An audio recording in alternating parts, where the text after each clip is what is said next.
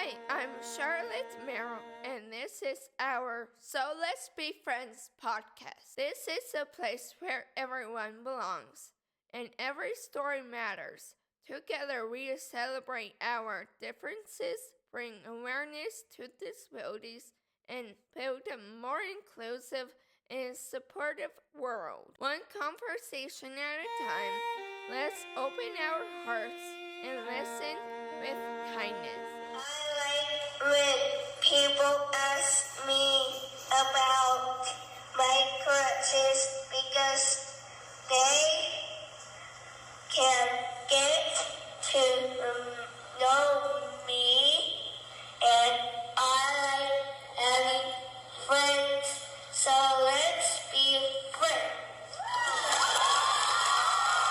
This life is beautiful, and you are wonderful. Hi, friends. Welcome back to So Let's Be Friends. A podcast is about inclusion, understanding, and learning from one another. Today's episode is really special to me. My mom, Anna, and our family were interviewed recently on another podcast called Health with Sveta, hosted by Dr. Sveta Silverman. In that conversation, my mom shares about our family raising with 3 kids with physical and cognitive, can't say it, brain challenges, and how hope, resilience, and neuroplasticity, Mom, can you say it? Neuroplasticity Have shaped our lives. We wanted to share that conversation with you here because it connects so closely to what So Let's Be Friends is all about. Seeing ability, believing in growth, and supporting one another through hard and helpful seasons. Thank you for listening and being part of this community. Thank you, Charlotte. My favorite part about all this is she couldn't read in 6th grade. So Nope.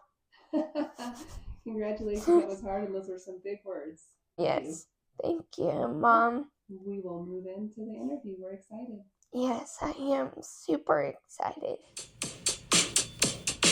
Hello, and welcome to Health with Sveta. I'm Dr. Sveta Silverman, and today's episode is truly special. Guys, it's very special, and I'm very, very excited. I'm so honored to be joined by my dear friend, my business partner, amazing Anna Merrill, a parent with incredible insights and experiences and personal journey navigating life with 3 children who face physical and medical challenges with just absolute gusto. We will explore how their journey with neuroplasticity began, with the strategies that have helped their children thrive and the lessons they've learned along the way. Whether you are a parent, caregiver, or simply curious about the power of neuroplasticity in real life, this episode honors inspiration, offers hope, and practical takeaways. Let's go, guys. Well, guys, I did 2 podcasts on neuroplasticity. With me absolutely not knowing, yesterday I wrote a blog, and it never occurred to me that neuroplasticity is very near and dear to my heart. Why? I am a graduate from 2 medical schools, one in the Soviet Union and one in Canada. And in both medical schools, I was actually taught that if the brain cells are not developed, we're done. Or if the brain cells die, like from the stroke, from the cerebral vascular episode, same thing. Either we recover them very, very little, or we don't recover them at all. And guys, I forgot. I lived the concept of false neuroplasticity with my father. My father, I never told you. I probably never told you. My father suffered a debilitating stroke when he was 61. And those decades ago, he had it in 1988. What we did, it obviously wasn't good enough. I never say whatever, if and whatever. I never look back. I only learn from what we have. From now, again, it's becoming a cliche for me to say that my dog, Fiddler, the pet therapy dog, inspires me. Because without Fiddler, again, I probably wouldn't have stumbled on the concept of neuroplasticity, because we were working at one of the hospitals and we came upon the patient and he was in a car accident with a brain injury and stuff. And we started talking how to rebuild it, how to regain it, whatever he can. And that's how I started learning the concept of neuroplasticity.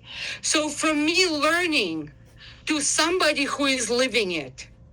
So there's nobody better to talk to you about neuroplasticity as the family of Anna and Lauren Merrill. I stumbled upon Anna and Lauren through my business, through my networking business. And that's when you do it right, that's how you develop friends. So not only we develop friendship, those Merrills, basically, I consider myself a part of their family. I'm Anna Merrill, and she mentioned my husband, Lauren Merrill. We're both teachers, educators, and now I found myself educating people all over the world. I get to educate with Special Olympics Unified, which is a unified program that involves everybody. And then also I run a nonprofit bakery, which is where I get to teach now. We're doing exactly what you're talking about, neuroplasticity, and it makes me so emotional because you just get guided in life from your heart to get to help other people. And so in the bakery, we're doing exactly what Sveta and you were talking about.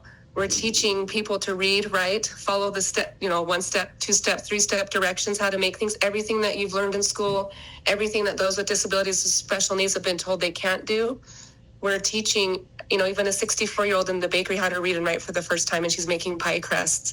So to get to use what I've learned with my children from day one and get to spread it into the world and the community, not just, all of it, the resilience, the nutrition, the movement, and the connection, every one of those is important. And I've learned that from Dr. Sveta, and the last 10 years, we've just really incorporated it into our lives. And you can't miss a puzzle piece because all the puzzle pieces are important.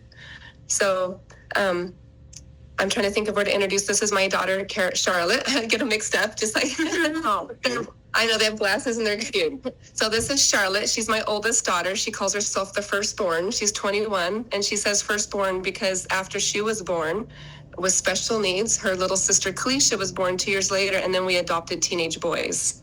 So to keep her space in the family, she was the firstborn. She's not the oldest anymore. She got trumped, and they're 31 years old. I have a son named Austin and a son named John, and they have their own beautiful children. So It is in the valley in Munoz, Utah. We're gonna go visit him and our family for Thanksgiving.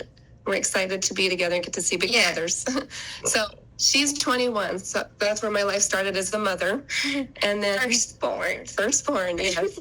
And then my sweet Caroline, everyone calls her Sweet Caroline because she's just not Caroline. She's sweet, but also the song kind of knocks it out. Yes. When someone tells me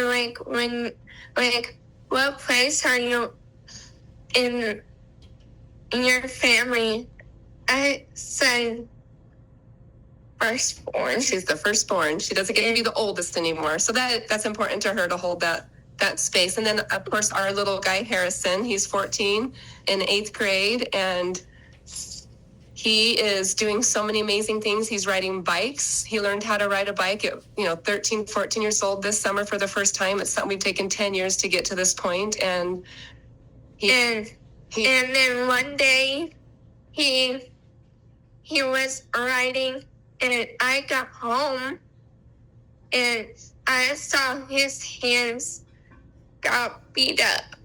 Yeah, he broke his hand. He just got his cast off yesterday. And I had somebody tell me the other day at church, you shouldn't be so excited that your son broke his hand. And my heart's leaping for joy that he broke his hand. And I know that sounds horrible to say, but having a little boy who has a neurodegenerative disease and he has cerebral palsy, cerebellar ataxia, he should have never been able to ride a bike. But it's exactly what you're talking about, the neuroplasticity. And also, he can ride a hoverboard. Oh my goodness, yes.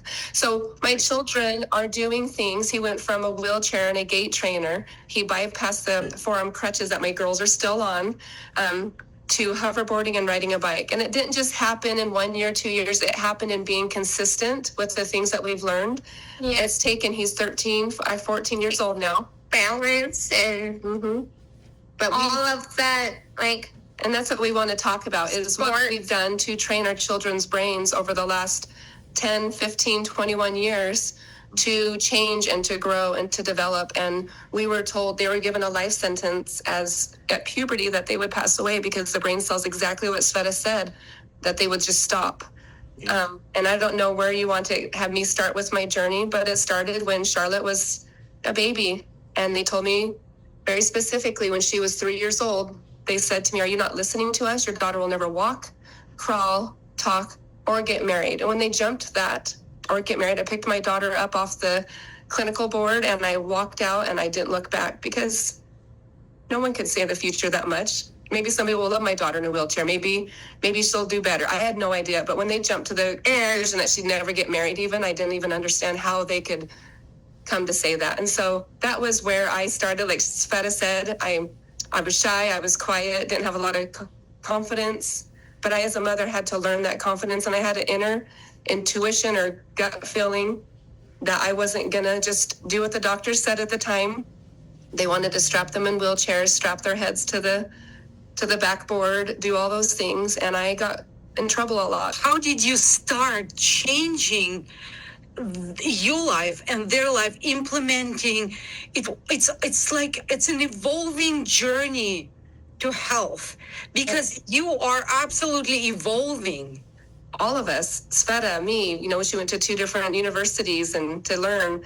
That was all neuroplasticity, teaching and overcoming. And same with what I've done is, so, I'm a teacher. I was a reading specialist. And before I had children, I was able to take people that didn't know how to read, 13, 14, 15 teenagers, and I was able to start them and find out where they could read. And so that right there, and you're asking where it started, some things that just connected with me. It was that moment in the doctor's office when they told me all those things that my kids couldn't do, including getting married. But it was connecting, I can teach a child or a teenager, an adult to read that was told they never could read. Like that kind of keyed into me that there's something there. If I can teach someone to read, I can teach my kids they have arms and legs. Does that make sense? And what really keyed in all those little connections is when Charlotte was, so for the first 3 years of Charlotte's life, I live in a small town, and that's okay. We didn't live near Phoenix Children's Hospital or anything to get the right support. People just kept telling me she would grow out of it. But she was constantly having little mini seizures that they didn't know at the time, shaking her head. We would tally mark it. So I was documenting everything. She would shake her head 80 times a day, and they were considered little mini sensory seizures later. But over 80 times a day, we would tally mark it where she could see it too, because I wanted to be visual. I'm like, oh, she's shaking her head again, Charlotte, we got to tally mark it. And I didn't even know what I was doing at the time, except that I documented my students with their reading, with their progression. So I started doing it with Charlotte. And around that same time, during those few years that I was told she would grow out of this, she was 3 years old and still didn't know she had arms and legs. But when I would call for dinner, and I don't know why this makes me so emotional, because these are the moments that I recognized things. You want to tell them? She loves the story. When I would call her for dinner, any of my kids, because I had she and my little other Kika, my little sweet baby, and my 2 big teenage boys at the time. What happened when I called for dinner? I was the fastest crawler. No, Charlotte. Cut that part out. Charlotte, when I called for dinner, what happened? I was the fastest roller. She was the fastest roller. And what I wanted to share with that is, and I was connecting this just with the dots with my own knowledge, but she learned she had a head. And any physical therapist would be so sick if they saw this because it's not the correct way to roll. But she knew she had this big, long body and she had a head. And she would flop her head, flop her body, flop her head, flop her body. And when I saw that she could roll and that she discovered she had a head, and I didn't teach her that, she did that on her own. And she was the fastest roller. She'd be the first one to make it to dinner. And that's when I, as a mother, thought, she has a head. She learned she had a head. She doesn't know she had arms and legs. And I started to compare it to all the students that I was working with at school, that when they came in, they didn't know they could read. They didn't understand. And I would teach them. And it was a lot of work, and I don't need to go into that. But just recognizing that, I'm like, I can teach her she has arms and legs. And then that's when I met the most wonderful physical therapist, Cheryl Bird. And she helped me to go against the grain. She helped me, support me with, and I remember, this is how long ago it was, we were on corded phones, and I would stand on the corded phone, and I'd have to stretch it really far to go work with Charlotte on the floor. And she was teaching me that I didn't have to strap my kids in the wheelchairs, that we could teach her to quit slobbering, because she couldn't control any of her muscles, having that cerebellum deformed. She was doing everything, slobbering, shaking her head, doing all the things that looked like she would never progress. And she helped me hang my daughter in a sheet. And I know this sounds so funny, but like a puppet, we would brace the sheet around her stomach and we would hang her so her arms and legs were drooping. And she taught my husband and I how to do this. And we would just start. So she was hanging like a puppet with her arms and legs dangling. Does that make sense? I'm trying to give that visual. And her arms and legs would just dangle. She didn't recognize she had them. And I put together a sensory box and I would start rubbing the sensory things on the bottoms of her head. We did this for 2 years. It didn't take 2 weeks. We were consistent every day for 2 years. And then my husband would start to lower the sheet to where her hands were getting pressure on the carpet or on the tile or all the sensory, not dangerous things, but different feelings, fluffy, furry, a little sharp, on the ground, in the grass, in the dirt. And with the weight that he would lower her down, and I would just drag her hand. And we did this consistently. So we did lots of things. And I had no idea about neuroplasticity. I had no idea about anything except that I knew I wanted my kids to learn. And so the things I learned with her, I did with her. And I remember when she did her first crawl, almost at 5 years old, when all of a sudden she did that crawl and she went to the ground. Just when people take their first step or they sit up for the first time, her first crawl was something I'll never forget. My first crawl was 5. Almost 5 years old. And that's when my sisters grabbed on to me. Later. And I still had no supportive doctors. I just had a physical therapist that reached out to me at the time.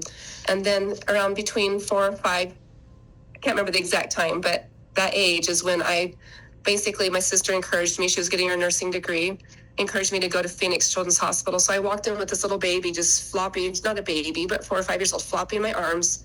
I walked into Phoenix Children's Hospital and I just said, I need help. I'm trying to teach my daughter she has arms and legs. And that's when the journey started, where I started to get set up with, all the specials for my kids and got her. And they denied the gait trainer at first for the first couple of years. They would not give her a gait trainer. They kept wanting me to put her in a wheelchair. And this wonderful physical therapist, again, went to her shed because, things get donated over time, wheelchairs, gait trainers. And there was this 70s. That's how old it was, a fiberglass, big, huge green gait trainer. I don't know if you know what that is. It's GAIT. So it's training your gait to walk. So it's like a walker is what it looks like, but it wraps around. Like Sveta said, this little circle, it wraps around. But we called it the John Deere because it was so big. And again, to make physical therapists and doctors upset, we would strap her in this, put a Dora the Explorer helmet on her. And then because it was so big, and that's what doesn't make the therapist happy, is her arms were way up here to walk. So now this little tiny girl is walking in this huge gait trainer that was made for 3rd grader, 8th grader, just an older child, and she was teeny tiny. And so I would take her to the doctor's appointments in this, and I'd have her strapped in, just showing them that I wasn't going to just confine her to a wheelchair and be done. So when they finally realized this mother's going to just keep moving forward with teaching her daughter to walk, they finally, after a long time, finally got her in the correct gait trainer. And so I guess that's just the power of, and to me, that's neuroplasticity. Just keep teaching the brain, keep moving forward. And I wasn't doing good nutrients at the time because I didn't even understand any of that. I was just focused on mobility and teaching. And then they had their wheelchairs. Like Sveta said, it was every day looked a little different, whether she'd go to her wheelchair or gait trainer, but they got good at their gait trainers. And then Charlotte taught Caroline to do the gait trainer. And so I'd have these 2 cute little kids in gait trainers. I still remember the day when Harrison was born. I wasn't going to wait to find out if he had the same degenerative disease that these other two had, because I wasted so many years with Charlotte, with her laying on her back, not knowing, her arching and her everything. And then Caroline, same thing. I was so not wanting to accept that my other daughter, had special needs and a disability and disease, but I didn't put her down for a long time. I just carried her, because the moment I laid her on the ground, that's when I had to accept it, that she was going down that same path as Charlotte. And not that I didn't love them. I adored them. But accepting having child after child born with a disease and disability is really hard. So I just carried Caroline for a long time. She didn't go to a wheelchair, a gait trainer right away, because I couldn't accept it. But after a while, they got up on their crutches, and those are all neat stories, watching them learn and teach each other. But when Harrison was born, he was an hour old on my lap. I wasn't going to wait for a diagnosis. I just started doing everything I knew at an hour old. And at that point, we had already learned nutrition. So that was a puzzle piece that I was able to get into him right away. Starting to learn nutrition. I didn't meet Sveta yet, but I was starting to understand nutrition. But when he was a year old, wasn't 5, 6, 7, 8 years old. When he was a year old, he was able to use his sister's gait trainer. So I was doing the same thing, strapping him in. And the first doctor's appointment I went to, so they said, "Oh no, we're not doing this wrong with this one. We trust you as a mother." And he was, when Sveta said she was cute in her little gait trainer, Harrison was this little 1-year-old in a gait trainer. And all the doctors, I remember coming out of their offices to see the smallest kid in a gait trainer at Phoenix Children's Hospital, just this tiny little man. And everyone compared him to the little man on Up. He was just with his little glasses and on the I think it's Disney, but it was really fun. So they had tied balloons to his walker and just he looked like the guy on Up. But it was just neat to see, when she says neuroplasticity, the things we've learned. So that was the beginning. And then, of course, now they're in college and doing all these other wonderful things, and we just kept with that path. Let's take a quick break to talk about some tangible steps you can take right now towards true health and happiness. My life's purpose is to empower you to seize control of your life, especially when it comes to wellness. But every person's needs are unique, and there is no one-size-fits-all solution. That's why we're launching a brand new initiative. Now, you can book one-on-one call with me, Dr. Sveta Silverman. Please do. Together, we'll talk about your history, your health history, how you feel, how can you improve on your health, the goals. I'll use that information to help you to plan a custom approach full of recommendation that I learned not only from my medical career, but from my personal journey. Let's unlock the secrets of happier, healthier you. Visit healthwithsveta.com/contact to book your free 30 minutes conversation and call with me. Now back to the episode. About 12 years ago, I was a depressed mother, hurting and pain because I was lifting kids that were bigger than they were supposed to be lifted, right? And I was lifting them like little babies, not understanding there was nobody training the mom how to lift giant children, to put them on the toilet to go to the bathroom, or to move them into the bathtub or a shower, getting them dressed, and having one child after another being born with disease and disability. My 2 big boys were struggling. I was in a pretty depressed state.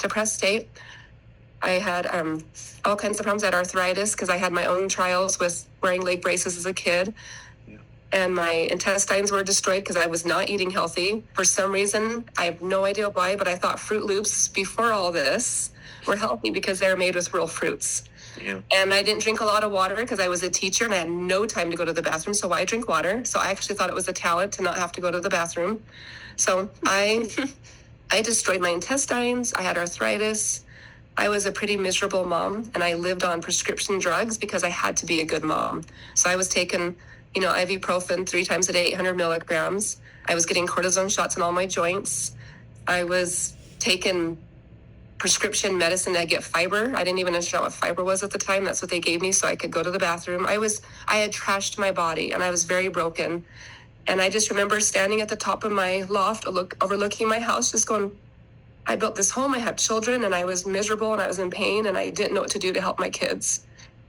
And I was doing all those things. I was doing everything that I was talking about, just having faith, but I didn't know if any of that stuff was going to work. Having my, all the stuff I was doing with my kids, with the walkers and gait trainers and all those things I talked about, I was doing those just out of pure instinct with the support of a physical therapist who wasn't sure either if it would even work, but we weren't going to not try.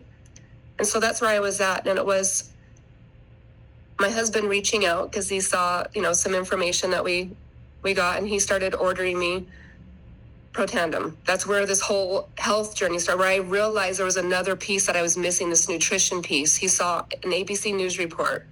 And so that's where I started taking this pill, completely upset when I was taking it because I didn't want to spend any money to help myself. I wanted it to go into my children.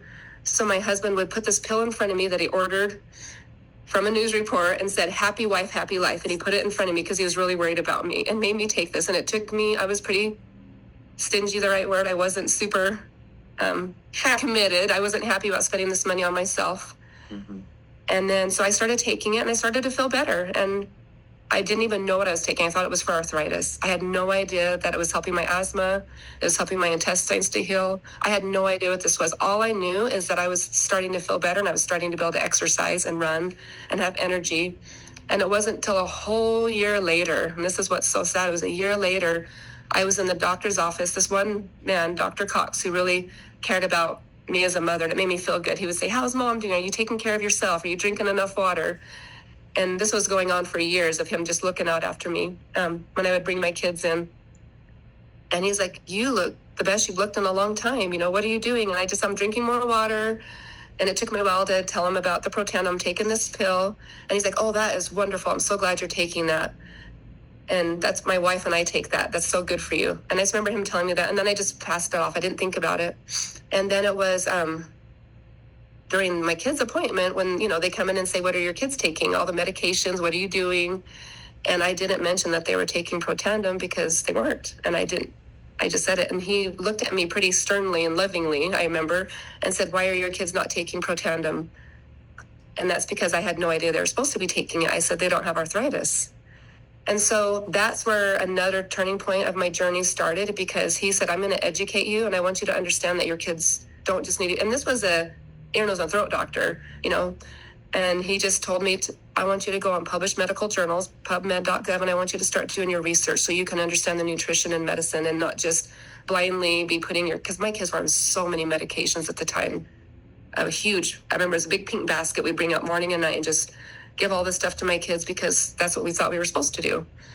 And so he was the one that gave me some education and a place to start doing my research and start understanding. And so I did. I went there and I started to learn. And that's when I did everything in my effort to reach out to this Dr. Sveta Silverman that I kept seeing the name pop up behind what I was learning about.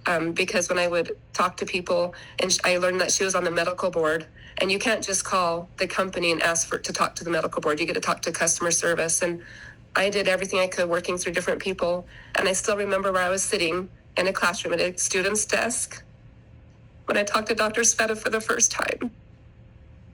And she, over 10 years ago, is where my journey began to help my kids. I learned that nutrition was important. It wasn't just a dumb pill that I was taking to help my arthritis. She taught me the 4 pillars of health: nutrition, connection, movement, and resilience. And that's where my journey really propelled and took off after I met Dr. Sveta. And it wasn't just about supplements or activators. It was about clearing the table, getting rid of stuff that's not healthy to put in your body, drinking more water. So from there, we started getting chickens, and I started really encouraging my husband to hunt that I was against before. And that's when we already had the horses, but that's when we got the well, and we just started to shift our lifestyle and to get my kids more active, and the nutrition was a huge piece. So we do horse therapy. Horse therapy is a really good movement for us. To build your core, right? When you ride a horse yourself, yeah. Right? When you ride a horse, it's as if you're walking yourself, you're strengthening those same core muscles. Yes. So probably about 15 years ago. Stronger. Yeah, about 15 years ago, my grandpa was brilliant enough to say, "Why are you paying everybody else for horse therapy?" He said, "It's based on your property. Go buy your own horses." And then, so we did. And I didn't know anything about horses. I was a city girl back then, and we bought our own horses, and we do horse therapy at least once a week, maybe more. But they go out and they get on the horses. And the fun thing is, it's not just for our own family, we invite others. And so others come do the same thing. And so that's what our thing is at this time, is to teach everybody that they can be happier and healthier. For you, I love you so much, Merrill. our life shifted when we met you. I hope you know that. Oh, I totally know. I cherish it. It's amazing. Yeah. These guys are steward of the earth, because that's the stewards. Yeah. That's exactly what they do. They convey a message of love, of hope. Do you want to hear what happened a couple weeks ago? I would love to hear that. I asked a boy to enter formal To a dance. Really good on you. Well, good on you, because your older sister have done that before too. Yep. They're not afraid to ask boys to dances and to dates. And the boys love being with them. And so the same boy that she asked to winter formal to a dance with her friends, he's actually coming to Special Olympics Unified to play softball with her today. And so You gotta hit a home run. Home run. so that's just the fun of it, just building friendships. All this is important. That's that connection piece that we can't forget about. Thank you so much, Anna and girls, for sharing your story. It was very heartwarming and just beautiful to hear. Thank you. Thank you for joining us today on Health with Sveta. Anna's story is so beautiful and so powerful, and it is a reminder that neuroplasticity isn't just a scientific concept. It's a perpetual living. It's a breathing example of how the brain can grow, heal, and adapt at any stage of life. And it's not a one-day solution. It's a consistency and a commitment. Every healthy habit, every moment of connection, and every new challenge we embrace helps strengthen and rewire the brain in powerful ways. Stay curious about your health. Keep nurturing your mind and body, and never underestimate the incredible resilience built into your human brain. If this episode inspired you, please subscribe, leave a review, and share with those who may benefit from learning about the power of neuroplasticity. For more resources, please visit healthwithsveta.com. Till next time, with hugs and love. Thank you so much to Dr. Sveta for creating space for this conversation and focusing on hope, brain health, and real family experiences. If today's episode meant something to you, please feel free to share it with someone who might need encouragement. Remember, everyone's story matters, and inclusion begins when we listen. For more support and resources, please reach out and subscribe to us at merrillbuds.org. Thanks for being here, and always, so let's be friends. Thank you for being a part of this. We are excited to share more stories and more truths and more love in every episode. Until next time, love one another, and like I say, so let's be friends.